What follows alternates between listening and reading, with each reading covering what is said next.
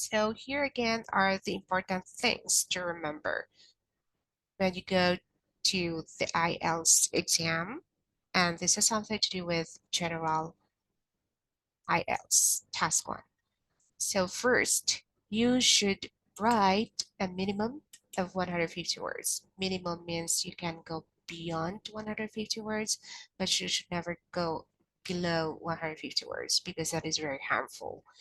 Now, you should be able to finish your task 1 in 20 minutes, but if you're good or fast in writing it, whatever extra time you didn't use in task 1 can be used to go over your task 2. Let's say if you finish your task 2 before your task 1, but if you do your task 2 before, task 1 before task 2, then that will be used to, utilize in writing your task 2. But this is what I tell the test takers. Try to do task 2 first because it is credited like 67 or 70, 67% of your band score. And task 1 gets 33% of the band score. But of course, you still have to do your best in writing your task 1.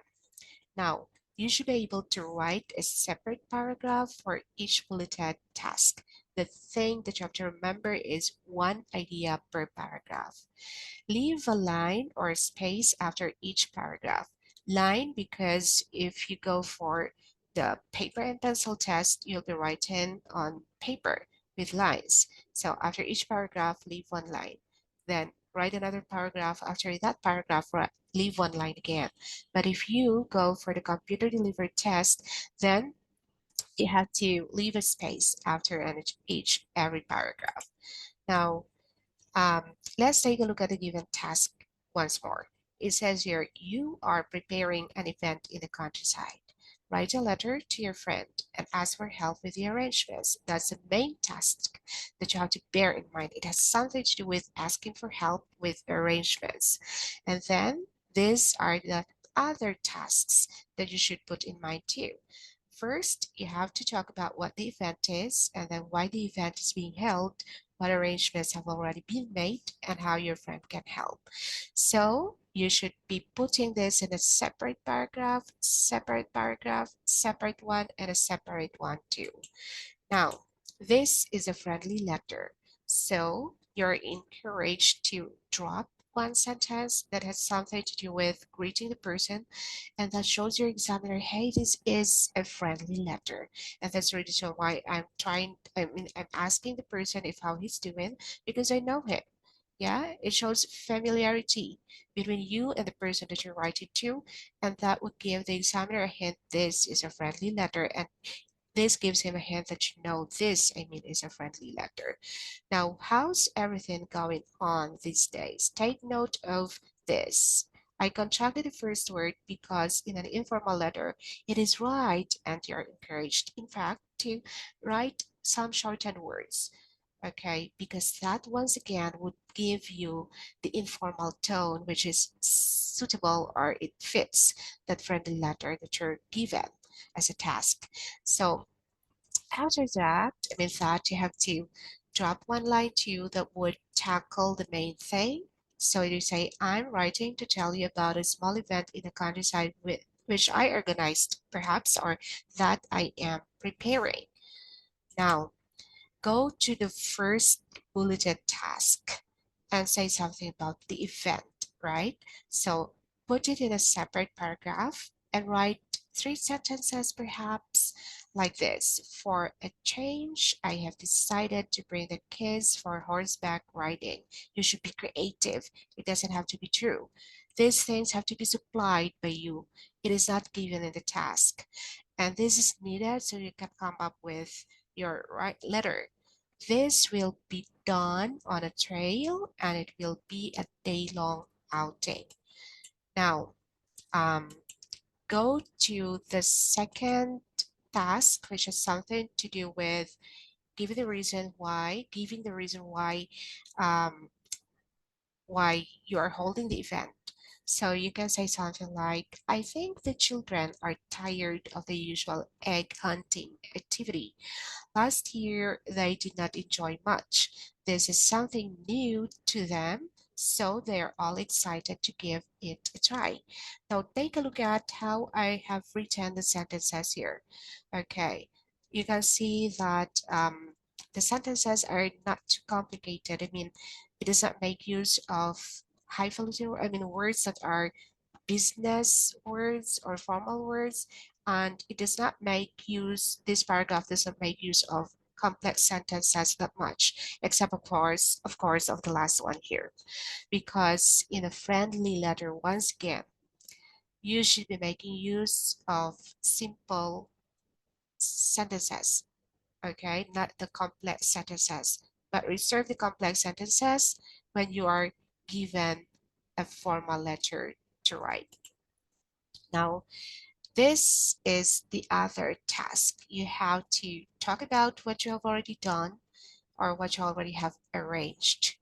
Okay, so you say, I have arranged for five horses with someone to supervise each kid. Also, there is a chance for them to feed the horses. After having a whole lot fun, we will be having a picnic in a nearby lovely park. Take note of the tenses. I made use of present perfect tense, which is has, have plus past participle arranged, and that actually is encouraged, especially in task 2. Try to use varied tenses and try to use your perfect tenses. And this, we have here future tense. We will be having a picnic in a nearby lovely park.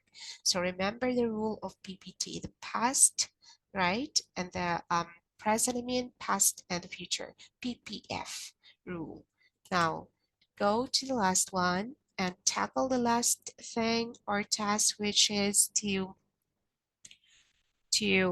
ask, right? Help, or what help do you need your friend to give you? So since all kids want to go, I'll be needing your help. Can you drive for some of them?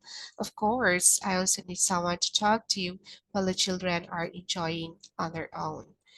And this is how you close your letter. Just drop one sentence um, and try to write one sentence with an exclamation point, because exclamation point shows you that this is an informal or a friendly letter. So one sentence, do not overdo it. 1 to 2 sentences with exclamation point would do. So you say, I can't wait to hear your reply. Take care, your friend, Amanda. So write also the first name all here. Now, um, these are the other things that you have to remember again. In a friendly letter, you should use an informal tone or a friendly tone, because if you write your friendly letter using those two formal words, the tone will be different and it will affect your letter. Do not write a significant number of complex sentences. Why did I say significant? Because you can write perhaps like 2 to 3 sentences in your entire letter, just so your examiner would know that, okay, so the examinee knows how to write complex sentences, but probably shouldn't write much because she knows that this is a friendly letter. Use simpler words or vocabularies. Like, for example, instead of saying, could you please, then you just say, can you? Contract or shorten some words, like I'm or house instead of how is, I'm instead of I am. Write one sentence with an exclamation point, because as I said, that would show that the letter is informal letter. Use phrasal verbs because it's informal letter, and the tone has to be in an informal tone too. And phrasal verbs show you that this is an informal one. Now, vary your verb tenses. You have to make use of past tense if possible, present tense if possible, future tense if possible. But what gives you the higher score would be to make use of things like have PP, the present perfect tense, past perfect tense had plus PP, and future perfect tense like will have been PP. Now, before you go to the exam, you should devote time in going over or reviewing your perfect tenses, because what I see is many people know how to write sentences using the present, simple past, and simple future. But perfect tenses is a bit forgotten or not focused on. So actually, this definitely can give you a higher band if you know how to use them. Now, passive sentences. Passive sentences are encouraged, particularly in task 2. But in task 1, you don't have to use a lot of it. But still, you should use or write sentences using the passive sentences or passive form. Here's an example of a passive sentence. The apples had been eaten. So make use of the direct object in your active sentence as a subject in your passive sentence, and then use the had been plus pp form. And this is what we call the past perfect tense.